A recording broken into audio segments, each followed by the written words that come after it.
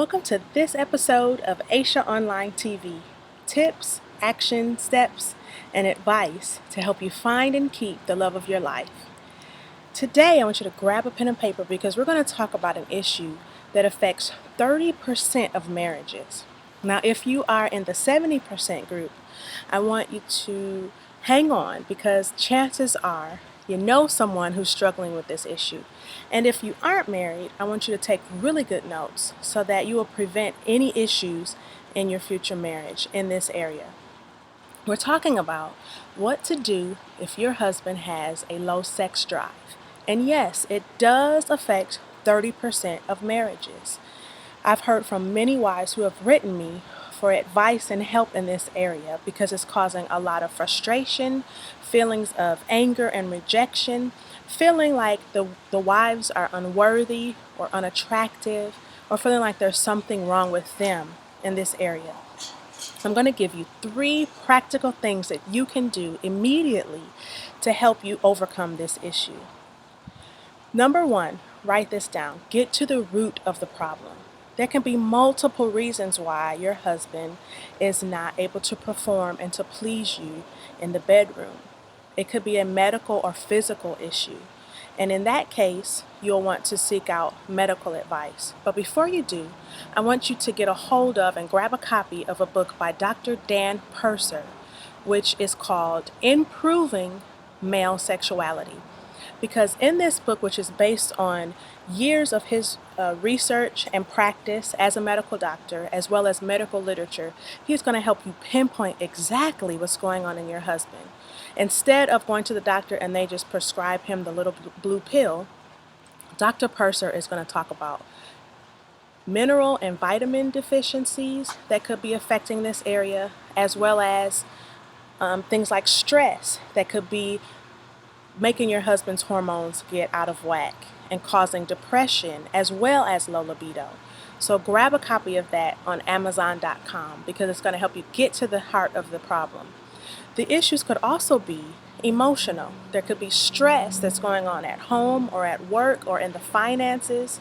Or there could also be things like guilt and shame that your husband is dealing with, as I've heard from many wives, as their husbands think about their past relationships and even their sexual history, and it's preventing them from being able to be free in the bedroom and even perform and please their wives. There could also be some really big red flag issues, especially if this problem has come upon your husband suddenly.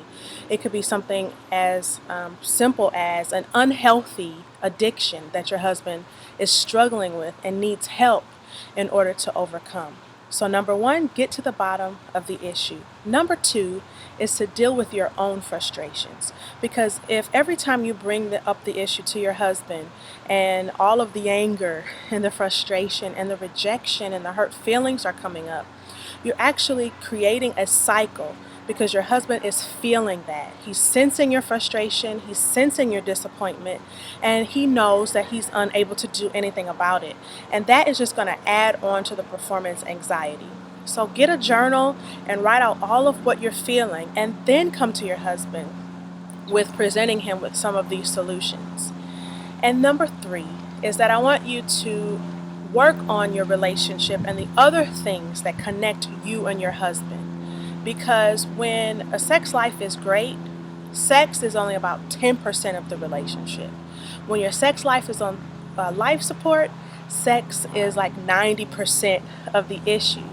I want you to go back to the 90% of your relationship, that your friendship, your intimacy, your ability to love and support one another, helping your husband to feel that you are in his corner and that you're not going to leave him, that this is just a hurdle that you are willing to work with him in order to overcome it.